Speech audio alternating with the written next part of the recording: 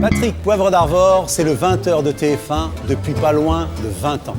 Autant dire qu'on sait tout de lui, de son activité professionnelle et de sa vie privée, de ses malheurs et de ses bonheurs. Pourtant, il reste peut-être un domaine qui n'a pas été entièrement exploré, ses engagements. Dans son dernier livre, Aimer c'est agir, mes engagements chez Fayard, il met en lumière dans sa carrière de journaliste toutes les fois où il a pu faire bouger les choses. Dans son journal intime, il nous parle de son extrême proximité avec son frère Olivier et de l'importance qu'a pour lui la littérature. Justement, Patrick, j'ai cru lire que tu pourrais arrêter ton émission Vol de nuit. Ce serait dommage. Alors, s'il te plaît, prends ici l'engagement de continuer.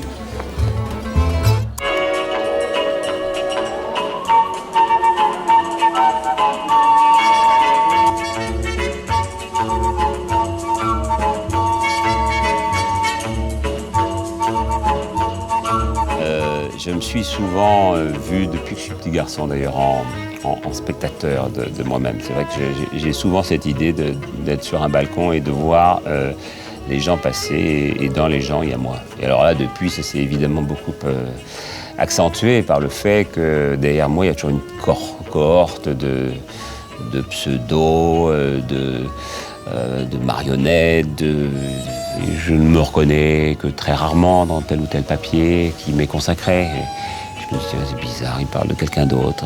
Voilà. Puis ce quelqu'un d'autre, parfois il a des initiales, parfois il a des... voilà, il est représenté avec des photos, toutes choses qui me sont étrangères.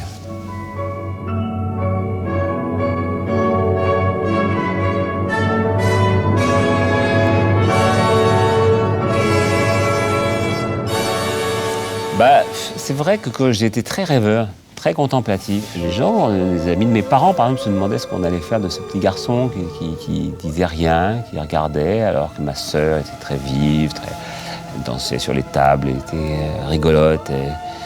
En fait, moi, je me suis construit mon imaginaire à ce moment-là, sans doute. J'avais toujours cette interrogation par rapport au courage. Je crois que beaucoup d'enfants ont cette interrogation. Est-ce que je serais courageux ?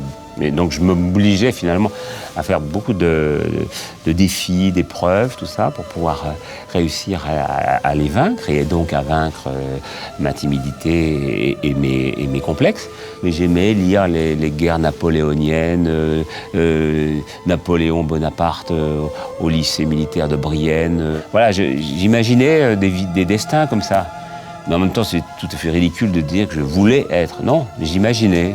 Pour moi, c'était bien, c'était mieux que de vivre comme on me proposait de vivre ou comme vivaient un certain nombre de mes voisins. Je me suis beaucoup réfugié dans la compagnie des livres, ça c'était très important, ça c'est incontestablement, puisque je n'avais pas d'amis et j'étais très sauvage, ce sont les livres qui ont été mes amis et les héros de ces livres.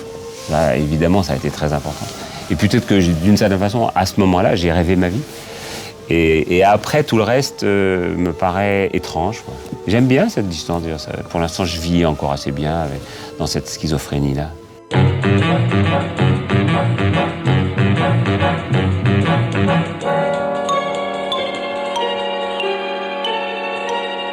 Si j'ai cette proximité avec mon frère Olivier, qui pourtant a 11 ans de différence avec moi, il est de 11 ans mon cadet, c'est sans doute parce que j'avais pas d'amis et que lui est devenu mon meilleur ami. Plus que mon frère, c'est devenu mon meilleur ami. Quand on écrit ensemble, lui met trop de points d'exclamation à mon goût et moi je mets trop de points de suspension à son goût. Vous voyez, donc ça c'est une grosse divergence, énorme divergence.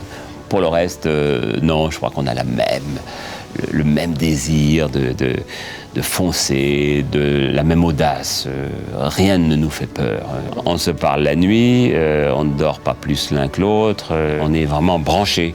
Nos deux énergies sont branchées l'une à l'autre. Et quand il y en a un qui a un coup de pompe, ce qui peut arriver, hein, ou un coup de chauffe, parce qu'il a beaucoup de choses dans sa vie, dans son actualité, il sait que l'autre est là. Et ça, c'est très important. C'est formidable d'avoir au fond une bouée de secours à tout moment.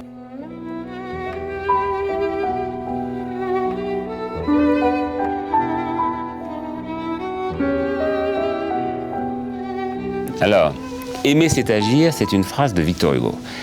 Et c'est pas par hasard que je l'ai choisi. D'abord parce que je considère en effet que l'action passe par l'amour, d'une certaine façon. Et deuxièmement parce que j'aime Victor Hugo. J'aime Victor Hugo, j'aime cette idée du type qui est tout le temps partout, à la fois, sur le champ de l'amour, sur le champ politique, sur le champ littéraire, théâtral. J'adore la place des Vosges, par exemple. J'adore cet endroit. Je l'imagine sortant de chez lui, de chez sa compagne, allant dans des barricades, parce que j'ai vu ces comptes rendus, lui face aux manifestants, certains même le mettant en joue, et lui courageux, continuant, etc. Puis après allant au Sénat, pas très loin de là, pas très loin de la rue de Condé, se retrouvant comme ça, pair de France, sénateur. J'aime ça. Et par ailleurs, écrivant des chefs-d'œuvre. Mais c'est magnifique. C'est une vie superbe.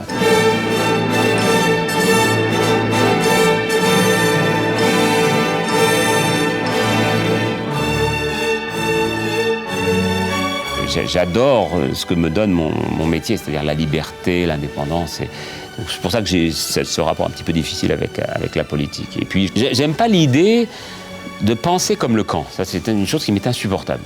Le camp, par nature, ne pense pas toujours bien. Il peut dire des bêtises. Et moi, tout de suite, je m'inscrirais en faux et je dirais non, je ne marche pas. Donc, je ne serais pas un super bon soutien. Deuxièmement, j'aime pas l'idée des moutonniers. Il faut penser ça, il faut le noir, le blanc, le bien, le mal, le manichéisme, j'ai horreur de ça. Et l'embrigadement m'est insupportable. Je pense qu'il y a des gens qui pensent bien à gauche, il y a des gens qui pensent bien à droite aussi. Je n'ai jamais dit qu'il y avait les méchants et les mauvais, qu'ils étaient dans un camp plutôt qu'un autre. Et j'espère que beaucoup de gens le pensent au fond d'eux-mêmes.